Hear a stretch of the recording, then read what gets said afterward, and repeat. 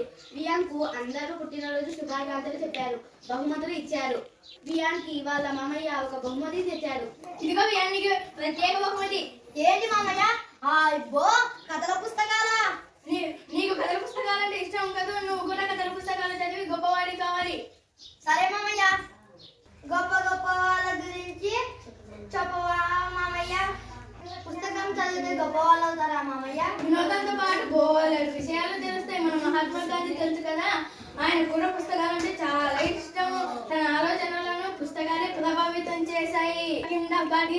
అనే పుస్తకం అతని అహింస వైపుకు నడిపించింది. తన అభిప్రాయాలు ప్రజలంతా చదివి తెలుసుకున్నాక ఎన్నో వ్యాసాలు, ఎన్నో కథలు చేశారు.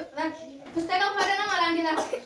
అంతేందుకు భగత్ సింగ్ ఉరి తీసే ముందు ఏ కోరిన కోరిక ఏమిటో చెప్పమన్నాడు. నీకు తెలుసా కోరిన కోరిక ఏమిటో? తెలియదు మామయ్య. తనకిష్టమైన రాజ్యాంగ విప్లవం చదవాలని అనుకున్నాడు. ఆ పుస్తకాన్ని చదవనీక కాస్త సమయం ఇచ్చాడు. పుస్తకం చివరిగా పూర్తయినాక ఉదికమొక్కాడు. ఆయనకి పుస్తకాలు చదవడం అంటే అంత పిచ్చి. అంబేద్కర్ గారు తెలుసు కదా, మన రాజ్యాంగ నిర్మాత. ఆయన అమెరికాలో, ఇంగ్లాండ్ లో చదువుకున్నారు. ఆయన మళ్ళీ తిరిగి మన దేశానికి వచ్చేటప్పుడు ఆయన తెచ్చుకున్నవి పుస్తకాలే. ఆయన రోజు రాత్రి 2 గంటల సేపు చదువుకునేవారు. ఆయన సొంత గ్రంథాలయంలోనే 52,000 పుస్తకాలు ఉండేవి.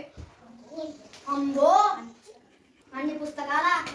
ఆయన చనిపోయే వరకు పుస్తకాలు చదువుతూనే ఉన్నారు. ఆయన 32 పుస్తకాలు రచించారు. ఆయన తన జీవిత కాలంలో 23 పట్టాల డిగ్రీలు సాధించారు.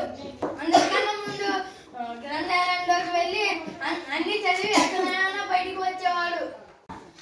మా పాఠశాలలో కూడా గ్రంథాలయాన్ని, మాకు కూడా పుస్తకాలు చదవడం అంటే ఇష్టం.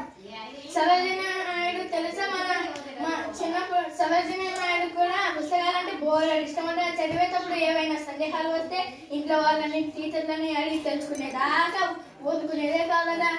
13 ఏళ్ళకే చదవాలా అనే పుస్తకాన్ని రాసి అందరితో శభాషణ చెప్పుకున్నదా.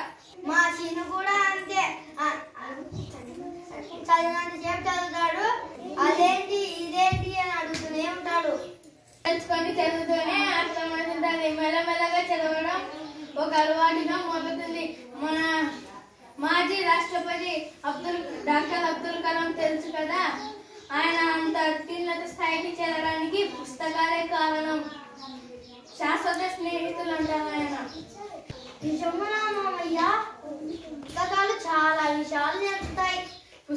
పుస్తకాలే మంచి స్నేహితులని రాసి ఉంది. అవును, పుస్తకాలే మనకి నిజమైన వేస్తారు. పుస్తకం కన్నా మంచి బహుమతి లేదు. బాగా చదువుకొని గొప్పవాడి కావాలి. సరే మామయ్య, థ్యాంక్ యూ మామయ్య. బాగా చదువుకోవయ్యా. సరే మామయ్య, నువ్వు చెప్పిన విషయాలన్నీ గుర్తు పెట్టుకుంటా.